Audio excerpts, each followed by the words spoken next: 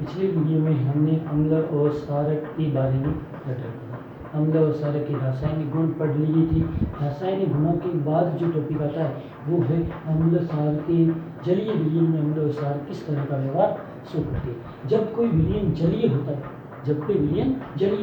तो उसमें हमें पता है जलीय विलयन में H2O तो उपस्थित होता ही। H2O का मतलब जल है। जलीय विलयन में अम्ल क्या करता है और क्षार क्या करता है तो इसके बारे में आज चर्चा करेंगे। जल की उपस्थिति, जब जल उपस्थित होता है तो जल में जब अम्ल को डालती है तो जल की उपस्थिति में अम्ल जो है कैसा आयन H+ आयन उत्पन्न करता है। कैसा H+ आयन। तो H+ आयन जल की उपस्थिति में H3O+ आयन उत्पन्न करता है और ये H3O+ आयन जो है वह हाइड्रोनियम आयन कहलाता है। हाइड्रोनियम आयन क्या कहलाता है? जल की उपस्थिति में अम्ल जो है वह H+ आयन उत्पन्न करता है। इसको शो करने के लिए मैंने एक अभिक्रिया लिखी, अम्ल HCl है, इसकी अभिक्रिया करवाई जल के साथ, तो बना क्या? H जो है वो H2O के साथ जुड़ गया तो बना H3O+ जो कि हाइड्रोनियम आयन है और Cl जो है वो अलग हो गया और क्या आयन बना लिया? क्लोराइड आयन बना लिया। कैसा है? Chloride ion. ये हाइड्रोनियम आयन प्लस पर चार्ज होता है। कभी भी किसी भी यौगिक पर प्लस चार्ज होता है तो उस पर प्रत्यय ईएम प्रत्यय लगता है और माइनस चार्ज होता है तो आइड प्रत्यय लगता है। आइड प्रत्यय लगता है, आइटर लगता है, ये सब प्रत्यय लगती है। माइनस चार्ज पर आइड प्रत्यय तुम्हारे पास सबसे इम्पोर्टेंट है। फिर जल की उपस्थिति में अम्ल, तो मैंने कहा कि अम्ल H+ आयन उत्पन्न करते और क्षारक जो है वो जल की उपस्थिति में कैसा आयन? OH- आयन उत्पन्न करती है। एग्जाम्पल के तौर पर मैंने क्षारक ले लिया सोडियम हाइड्रोक्साइड, जिसको कि कहते हैं कास्टिक सोडा। वो जल की उपस्थिति में जब विघटित किया तो यह किसमें चेंज हो गया? सोडियम प्लस आयन में और OH- आयन में। ये क्या हो गया? चेंज हो गया। और MgOH का उल्टा मिल्क ऑफ मैग्नीशिया का एग्जाम्पल है। मिल्क ऑफ मैग्नीशिया को मैंने लिया तो ये जल की उपस्थिति में Mg2+ और OH- आयन में क्या हो गया? विघटित हो गया। मतलब जल की उपस्थिति में अम्ल जो है वो H+ आयन उत्पन्न करती है, जबकि क्षारक जो है वह कैसा आयन? OH- आयन उत्पन्न करती है। फिर बारी आई, फिर आगे क्या कहा कि सभी क्षारक जो है, क्षारक जो सभी है वह सभी क्षारक जल में घुलनशील नहीं होते। सभी क्षारक जो है वह जल में घुलनशील नहीं होते, लेकिन जो जल में घुलनशील हो जाता है उस क्षारक को क्या कहते हैं? उस क्षारक को क्षार नाम देते हैं। मतलब सभी क्षारक जल में घुलनशील नहीं होते और जो क्षारक जल में घुलनशील होता है उस क्षारक को क्या कहते हैं? क्षार कहते हैं। मतलब इसका मतलब क्या हो गया कि सभी क्षार जो है वह तो क्षारक होते हैं, लेकिन सभी क्षारक जो है वह क्षार नहीं होते, क्योंकि क्षार जो है बनते किससे? क्षारक से ही बनते। इसीलिए सभी क्षार क्षारक होते परंतु सभी क्षारक जो है वह क्षार नहीं होते। अब ये सबसे इम्पोर्टेंट, जल के साथ अम्ल व क्षार को मिलाते समय सावधानी क्या रखनी चाहिए? क्या क्या सावधानी बरतनी चाहिए जल के साथ? अब कभी भी ध्यान रखना, जैसे मैंने किसी एक पात्र में लिया जल, किसी एक पात्र में लिया जल और इस पात्र में मैं कहूं कि इस पात्र में डालना है क्या? अम्ल। तो जल में जब अम्ल डालते हैं उस समय हमें ये सावधानी जरूर रखनी चाहिए कि जब अम्ल को डालें तो अम्ल को धीरे धीरे और बर्तन को हिलाते हुए डालना चाहिए। अम्ल को बर्तन के अंदर, जल वाले बर्तन के अंदर धीरे धीरे वो जल वाले बर्तन को हिलाते हुए और मिक्स करते हुए डालना चाहिए। लेकिन जब अगर जो किसी व्यक्ति ने ये कर लिया कि अम्ल वाला बर्तन है उसमें अगर जो वह जल को डाल रहा है तो यह उसके लिए बहुत ही खतरनाक साबित हो सकता है। कारण क्या? क्योंकि अम्ल लगभग कांच के पात्र में होता है और जब इसमें जल डाला जाता है तो अम्ल इतना ऊष्माक्षेपी अभिक्रिया शो करता है कि जब अम्ल के अंदर जल डाला जाता है तो वह अम्ल इतना गर्म हो जाता है कि जिस कांच के पात्र में उसे रखा गया है वह कांच का पात्र टूट सकता है और टूटकर सामने वाले व्यक्ति के शरीर के ऊपर अम्ल गिर सकता है। इसीलिए कभी भी एक चीज ध्यान रखना, अम्ल में जल नहीं डालना चाहिए। जल में अम्ल डाल सकते, अम्ल में जल नहीं डाल सकते। मतलब ये लाइन इंपॉर्टेंट करके लिख लेना कि जल में अम्ल मिलाते हैं, जल में अम्ल मिलाते हैं मिलाती है, अम्ल में जल नहीं, अम्ल में जल नहीं। ये लाइन ध्यान रखना, जल में अम्ल मिलाते हैं, अम्ल में जल नहीं मिला सकती, और मिलाएंगे तो क्या होगा कि विलयन जो है अस्फलित होकर, मतलब क्या, कांच के पात्र से बाहर निकलकर व्यक्ति के ऊपर गिर जाएगा। इसीलिए हमें ये ध्यान रखना है।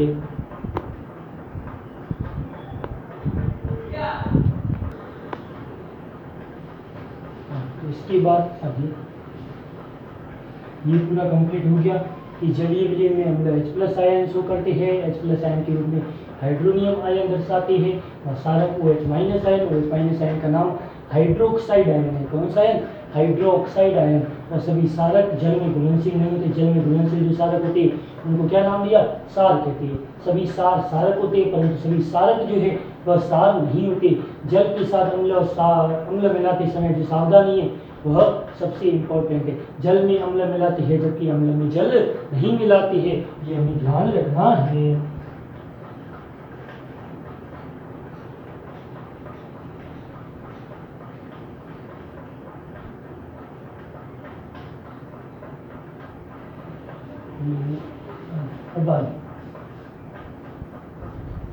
सबसे इम्पोर्टेंट अम्ल व सारक का जल में विलयन जो है वह सबसे इम्पोर्टेंट है।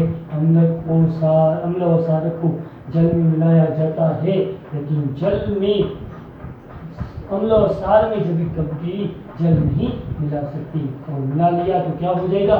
विलयन ऊष्मास्थिति प्रवृत्ति शो करता है, जिससे क्या होगा? विलयन बाहर रहा जाएगा और सामने वाला व्यक्ति जल सकता है।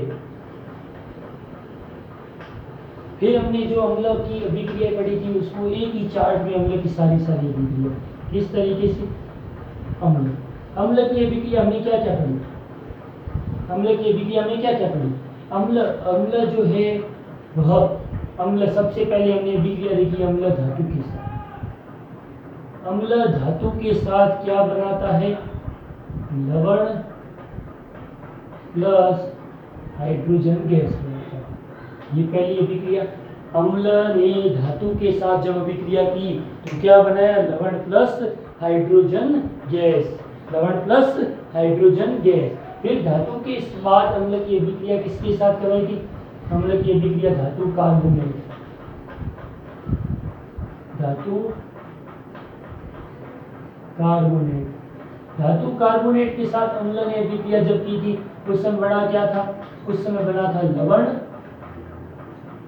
प्लस कार्बोनिक अम्ल, लवण प्लस कार्बोनिक अम्ल। कार्बोनिक अम्ल जो विघटित होकर क्या बनाया था? जल प्लस कार्बन डाइऑक्साइड। ये अम्ल की अभिक्रिया किसके साथ है? धातु कार्बोनेट। और जब यह अभिक्रिया किसके साथ? धातु बाइकार्बोनेट के साथ हो गई, धातु बाइकार्बोनेट के साथ, तो अम्ल ने क्या बनाया? अम्ल की अभिक्रिया जब धातु बाइकार्बोनेट के साथ तो भी सेम, कौन सा? लवण प्लस कार्बोनिक अम्ल, जो कि विघटित होकर जल व कार्बन डाइऑक्साइड में चेंज हो गया। ये हो गया तीसरा। फिर इसके बाद अम्ल की अभिक्रिया किसके साथ करवाई मैंने? अम्ल की अभिक्रिया मैंने करवाई थी सारक के साथ। अम्ल और सारक की जब अभिक्रिया हुई थी उस समय मैंने अभिक्रिया का नाम दिया था उदासीनीकरण। क्या नाम दिया था? उदासीनीकरण। और इस अभिक्रिया बना क्या था? लवण बना था, लवण के साथ जल बना था, लवण के साथ जल बना था। ये अम्ल और सारक की आपस में अभिक्रिया, अम्ल और सारक की आपस में अभिक्रिया। फिर इसके बाद नेक्स्ट अभिक्रिया हमने की थी अम्ल की अभिक्रिया किसके साथ? धातु ऑक्साइड के साथ, धातु ऑक्साइड के साथ। अम्ल की अभिक्रिया जब धातु ऑक्साइड के साथ की तो उस समय बना लवण प्लस हमारे पास जल मिली। ये अम्ल की सारी अभिक्रिया। अम्ल की अभिक्रिया सबसे पहले मैंने की धातु के साथ, क्या बना? लवण प्लस हाइड्रोजन गैस बना। फिर अम्ल की अभिक्रिया की धातु कार्बोनेट के साथ, क्या बना? लवण प्लस कार्बोनिक अम्ल बना। फिर अम्ल की अभिक्रिया धातु बाइकार्बोनेट के साथ, क्या बना? लवण प्लस कार्बोनिक अम्ल बना। फिर अम्ल की अभिक्रिया की मैंने सारक के साथ, क्या बना, लवण प्लस जल बना। फिर अम्ल की अभिक्रिया की किसके साथ, धातु ऑक्साइड के साथ, और बना क्या, लवण प्लस जल बना। ये होती है अम्ल की अभिक्रिया। और क्षारक की अभिक्रिया भी सेम। क्षारक की अभिक्रिया जब धातु के साथ की जाती है, क्षारक की अभिक्रिया जब धातु के साथ की जाती है तो बनता क्या है, लवण प्लस हाइड्रोजन गैस। लिख लेता हूं यहाँ पर, ये लिखा मैंने क्षारक। क्षारक की अभिक्रिया सबसे पहला नाम, क्षारक की अभिक्रिया सबसे पहले धातु के साथ क्या बना, लवण प्लस हाइड्रोजन गैस। फिर क्षारक की अभिक्रिया किसके साथ, धातु कार्बोनेट के साथ, धातु कार्बोनेट N2CO3। तो क्या होगा, अभिक्रिया नहीं होती। क्षारक की अभिक्रिया धातु बाइकार्बोनेट के साथ क्या होता है, अभिक्रिया संपन्न नहीं होती है। फिर क्षारक की अभिक्रिया और किसके साथ कर ली, क्षारक की अभिक्रिया धातु ऑक्साइड के साथ कर ली, धातु ऑक्साइड के साथ बने तो क्या बना, सेम लवण प्लस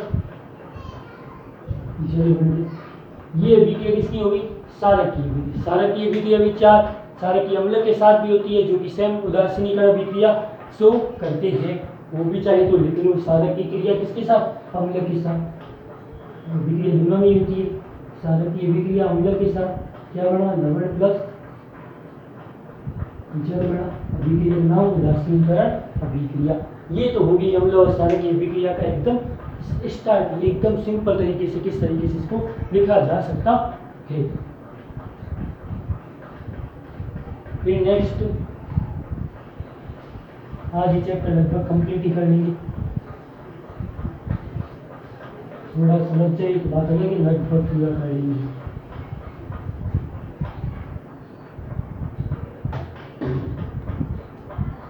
फिर अम्ल व क्षारकों में समानताई, अम्ल व क्षारकों में समानताई।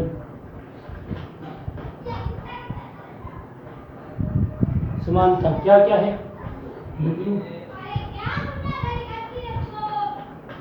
अम्ल एंड क्षारकों में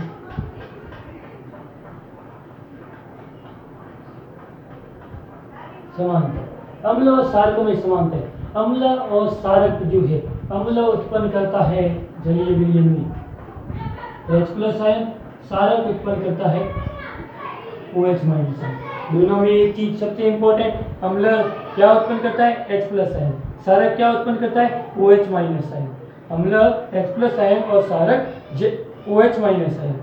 और इसके बाद जब कोई अम्ल और क्षारक जल में मिलाया जाता है तो क्या हो जाता है, विलयन जो है तन्मुकृत हो जाता है। जल में मिलाने पर आयन की सांद्रता H3O+ और OH- आयन के रूप में होती है। ये किस तरीके से कि अम्ल जो है, जब अम्ल को जल में मिलाया जाता है, तो मैंने अभी कहा था अम्ल को जब जल में मिलाया जाता है तो ये क्या शो करता है, तो यह H+ आयन शो करता है, जो किसके रूप में रहता है, जो हाइड्रोनियम आयन के रूप में रहता है। अम्ल H3O+ आयन के रूप में रहता है। और क्षारक जो जल में मिलाया जाता है, क्षारक को जब जल में मिलाया जाता है तो यह किस तरीके से शो करता है, तो यह OH- आयन शो करता है।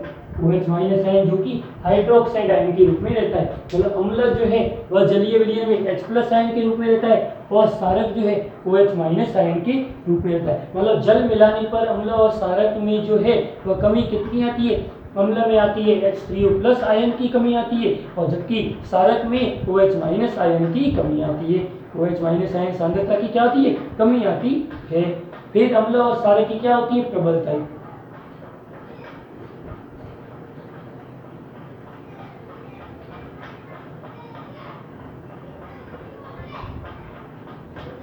ये तो हो गया कंप्लीट। इसमें क्या कहा कि जब विलयन अम्ल को जल में मिलाया जाता है, अम्ल जल में अम्ल मिलाया जाता है तो हमारे पास जल में अम्ल जब मिलाया जाता है तो क्या होता है, विलयन जो है, जलीय विलयन जो है वो क्या तनुकृत हो जाता है।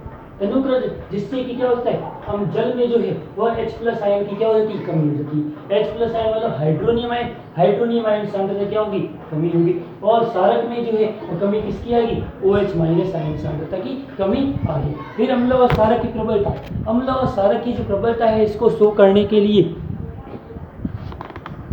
अम्ल और क्षारक की प्रबलता शो करने के लिए हमारे पास एक मेथड है, उसका नाम क्या है। अम्ल और क्षारक की प्रबलता शो करने के लिए एक स्केल आती है, एक स्केल आती है, उस स्केल का नाम क्या है, पीएच स्केल। स्केल का नाम क्या है? PH scale. अब अम्ल और क्षारक की प्रबलता पर ही हमें ध्यान देना है। अम्ल और क्षारक की प्रबलता, अम्ल और क्षारक की प्रबलता शो करने के लिए एक स्केल काम में ली, जिसमें इसका नाम क्या है? PH scale. कैसी scale? PH scale. PH scale क्या है? पीएच स्केल का पूरा नाम सबसे पहले पीएच, पीएच का पूरा नाम potentia of hydrogen, hydrogen, potentia of hydrogen. मतलब पीएच जो वैज्ञानिक पीएच का नाम जो है वह एक कुशांश नाम से पढ़ा है, कुशांश नाम से पीएच का नाम पढ़ा है। और पीएच की खोज एक कुशांश नामक वैज्ञानिक ने की, इसलिए इसका पीएच नाम ही दिया। और पीएच एक कुशांश जो है वो कैसा शब्द है? वह एक जर्मन भाषा का शब्द है।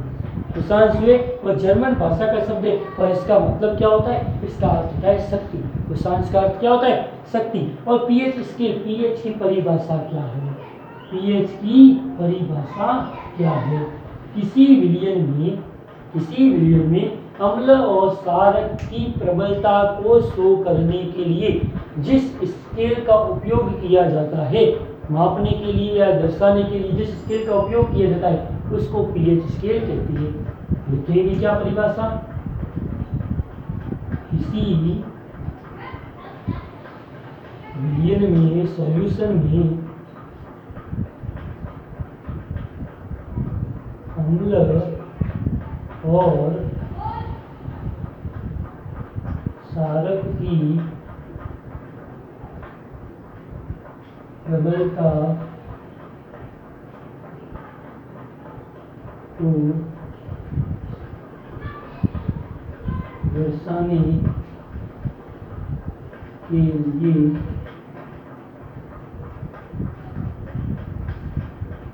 के लिए जिस स्केल का उपयोग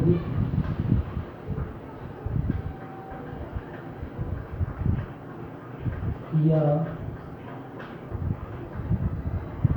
जाता है उसे पीएच स्केल कहते हैं।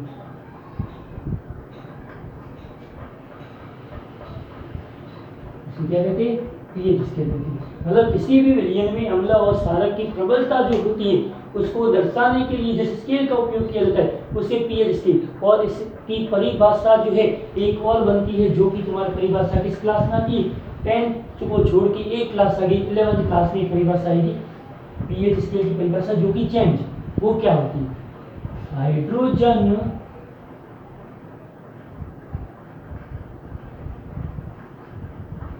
आयन की सांद्रता का धनात्मक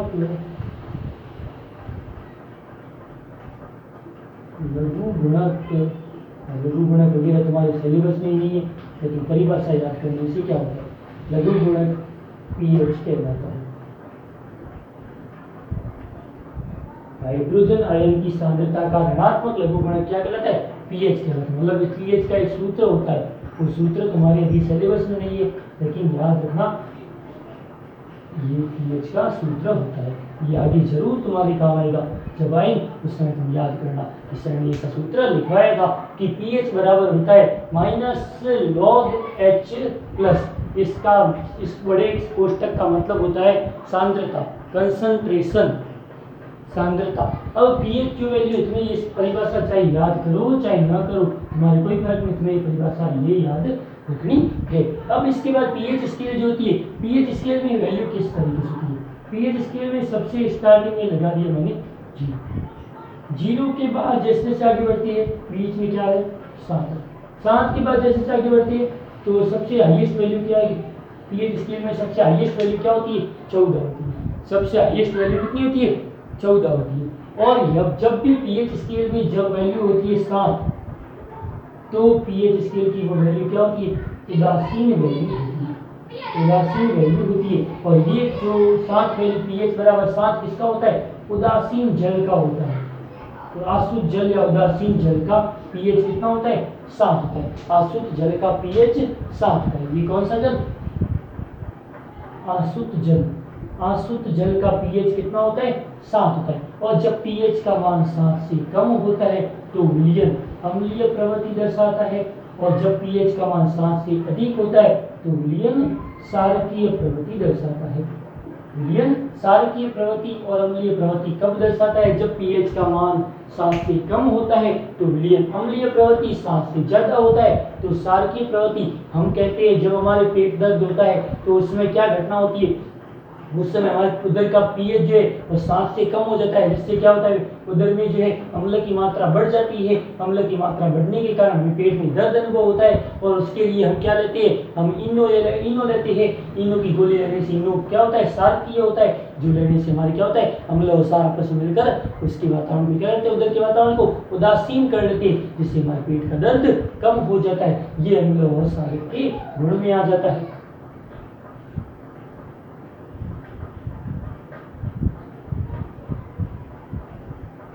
फिर पीएच का महत्व क्या क्या? दैनिक जीवन में पीएच का महत्व क्या होता है?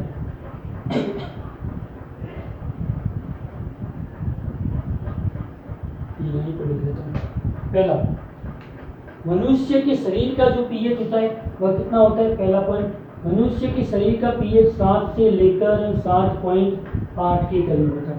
मनुष्य के शरीर का पीएच 7 से लेकर 7.8 पीएच परास का होता है।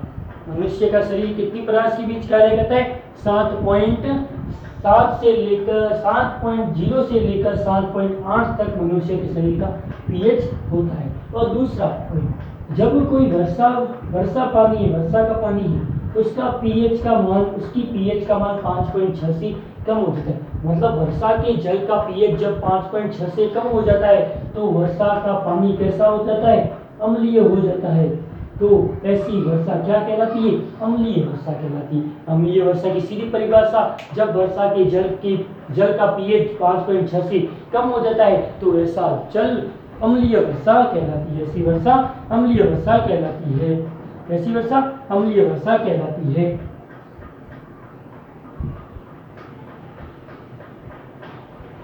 ये नेक्स्ट तीसरा पॉइंट अभी मैंने बताया था, हमारे पेट की उदर का लिया था। जब उदर का पीएच कम हो जाता है, पीएच का मान कम हो जाता है तो उदर का व्यवहार कैसा होता है? उदर अम्लीय शो करता है, जिससे क्या होता है? पेट में जलन या दर्द का अनुभव होता है। और इसको कम करने के लिए हम क्या लेते हैं? हम कोई क्षारकीय विलयन, क्षारक या फिर इनो के घोल को काम में लेती है, जिससे क्या होता है? पेट का वातावरण कैसा हो जाता है? उदासीन हो जाता है, और दर्द क्या हो जाता है? खत्म हो जाता है। ये पीएच का उदाहरण एक कौन सा? उदर का।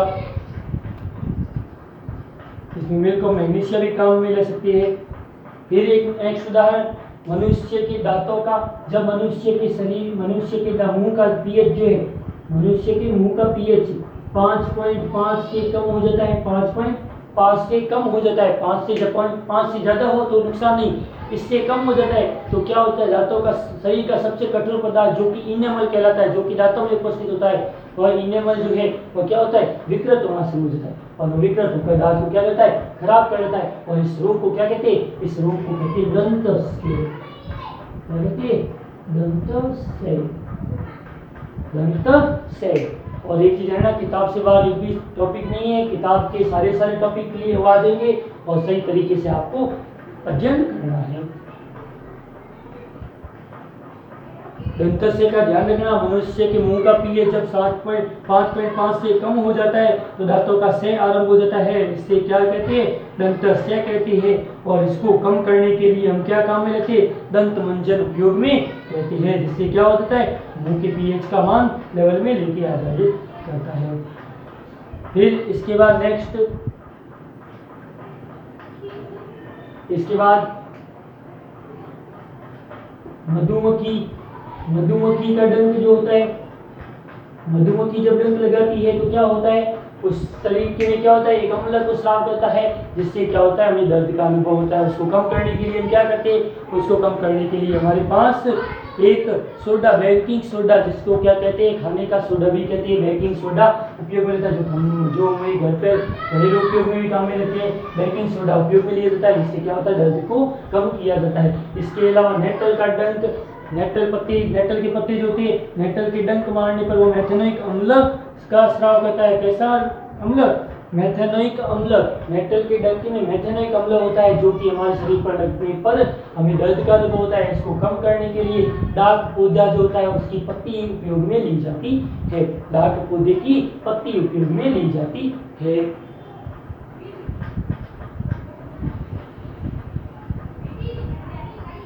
डाक पौधे की पत्ती। अब वापस देख लो एक बार, मनुष्य के शरीर का पीएच 7 से लेकर 7.8 के बीच में होता है।